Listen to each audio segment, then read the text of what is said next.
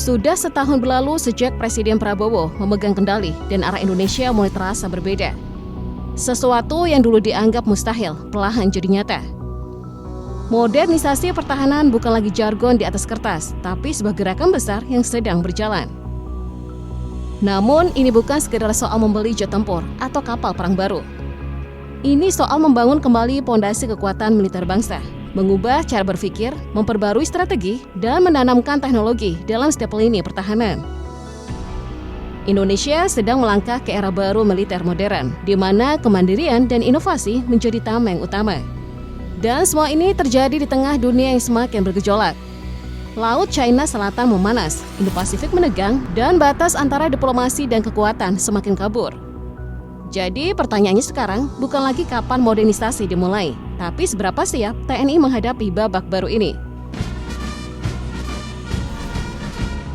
Mari kita mulai dari langit, dari udara tempat penjaga pertama kedaulatan Indonesia bersiaga, menatap masa depan dengan sayap yang kini mulai diperkuat.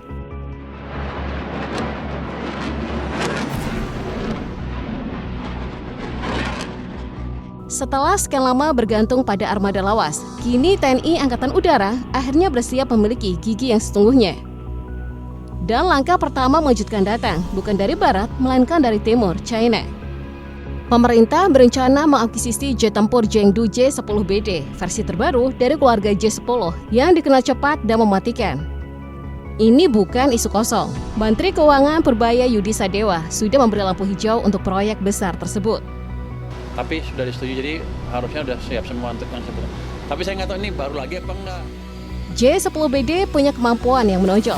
Serangan presisi jarak jauh multi-target, tahan dalam gangguan elektromagnetik berat, dan dengan harga yang jauh lebih bersaing dibanding jet buatan barat. Awalnya Indonesia menaruh perhatian pada Rafale asal Prancis. Tapi sikap itu berubah setelah Prabowo meninjau keberhasilan Pakistan memakai J-10 dalam bentrokan dengan India. 6 pesawat India jatuh hanya oleh 1 skuadron J-10. Jika semua berjalan mulus, J-10 akan menjadi pasangan strategis rival. Kekuatan timur dan barat bersatu di langit Nusantara. Rencana ini mencakup 42 unit J-10BD dalam 3 tahap, senilai 68,6 triliun rupiah dengan pengiriman perdana pada awal 2026.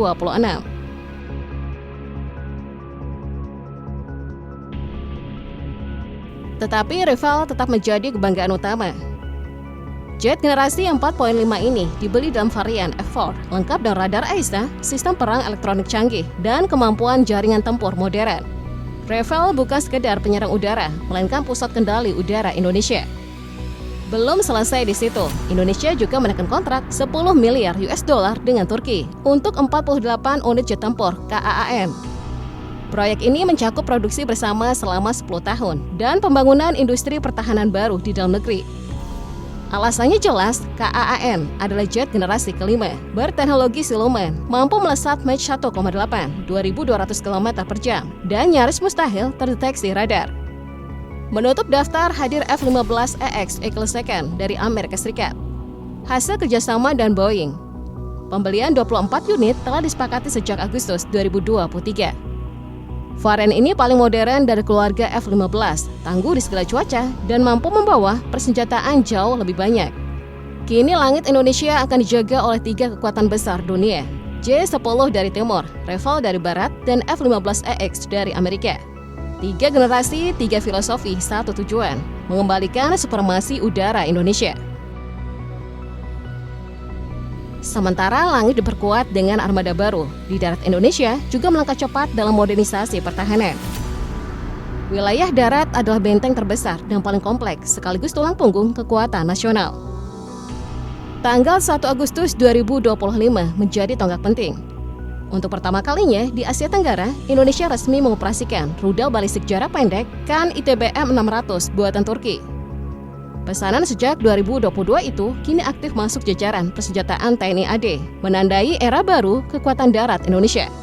KAN punya daya gentar tinggi, jangkauannya mencapai 80 hingga 280 km, dengan hulu ledak 470 kg berdaya ledak besar. 1 kali tembak bisa melumpuhkan target vital seperti pangkalan udara, gudang amunisi, hingga bahan bakar musuh. Tapi lebih dari itu, kan adalah simbol bahwa Indonesia mulai menembus ranah teknologi strategis yang dulu hanya dimiliki negara besar. Langkah berikutnya datang dari hasil kerjasama PT Pindad dan FNSS Turki, melahirkan medium tank Harimau, proyek yang kini jadi kebanggaan pertahanan dalam negeri. Dari 18 unit yang diproduksi, 10 dibuat di Turki dan 8 lainnya dirakit langsung di Indonesia. Tank ini dirancang khusus untuk medan tropis, ringan tapi tangguh, lincah di hutan, dan mematikan di lahan terbuka. Menariknya, Harimau adalah tank medium pertama di dunia yang dirancang sepenuhnya dari nol, bukan hasil modifikasi model lama. Kehadirannya memberi TNI AD kekuatan yang cepat, fleksibel, dan tetap mematikan. Untuk memperkuat mata di darat, Indonesia juga membeli 13 radar Ground Control Interception GM403 buatan Thales, Prancis.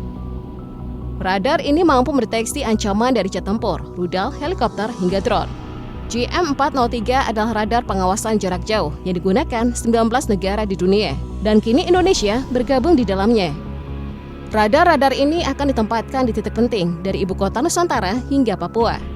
Dengan gabungan rudalkan tank Harimau dan radar GM403, Indonesia kini memiliki sistem pertahanan darat yang kuat dan terintegrasi, siap menahan ancaman dari segala arah. Namun kekuatan darat hanyalah satu sisi, karena tanpa penguasaan laut, pertahanan Nusantara belum sepenuhnya sempurna. Di sanalah babak ketiga transformasi ini dimulai. Modernisasi pertahanan laut Indonesia kini benar-benar memasuki babak baru. Setelah bertahun-tahun bergantung pada armada tua peninggalan masa lalu, kini Indonesia resmi membangun 2 kapal selam Scorpion Class hasil kolaborasi Naval Group Prancis dan PT PAL Indonesia. Pembangunan yang dimulai Juli 2025 ini bukan proyek biasa. Varian Scorpion untuk Indonesia menjadi yang pertama di dunia menggunakan tenaga penuh baterai lithium-ion, menggantikan sistem diesel listrik konvensional. Hasilnya, kapal ini mampu menyelam lebih lama, bergerak lebih senyap, dan hampir mustahil terdeteksi radar musuh.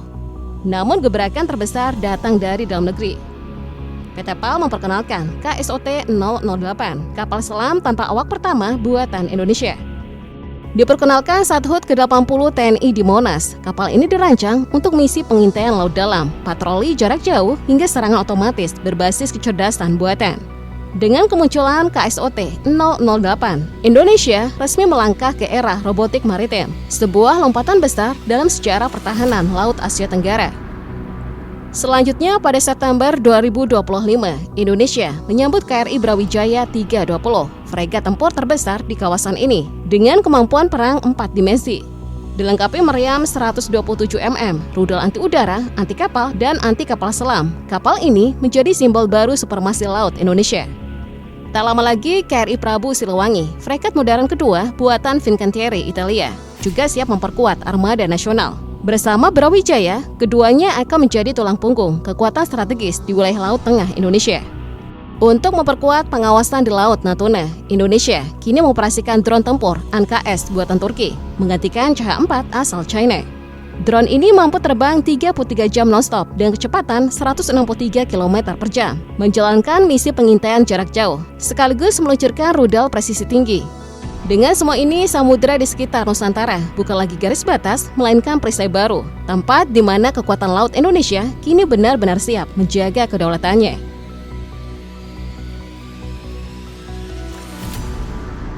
Gelombang modernisasi pertahanan ini memicu 2 arus besar di tengah publik. Sebagian bangga karena untuk pertama kalinya setelah puluhan tahun, Indonesia benar-benar melangkah ke era baru kekuatan militer modern.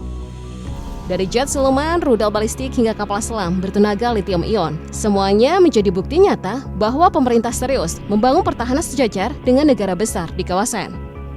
Namun di sisi lain, kritik pun tak bisa dihindari. Masalah lama seperti transparansi anggaran, potensi korupsi pengadaan, dan kesiapan operasional kembali mencuat. Banyak yang mengingatkan, membeli peralatan canggih bukan berarti otomatis mampu mengoperasikannya dengan efektif. Diperlukan sumber daya manusia yang terlatih, infrastruktur yang kuat, dan budaya profesional yang berkelanjutan. Meski demikian, manfaat ekonomi dari kebijakan ini mulai terasa. PT PAL, PT Pindad, dan PT Dirgantara Indonesia kini mendapat peluang besar untuk tumbuh, meningkatkan kapasitas industri pertahanan nasional, sekaligus menyerap ribuan tenaga kerja lokal. Di panggung kawasan, posisi Indonesia juga mulai bergeser. Di mata ASEAN dan Indo-Pasifik, Indonesia kini dipandang sebagai kekuatan militer utama, bukan hanya penjaga stabilitas regional, tapi juga pemain strategis yang mampu menyeimbangkan kekuatan di antara raksasa dunia.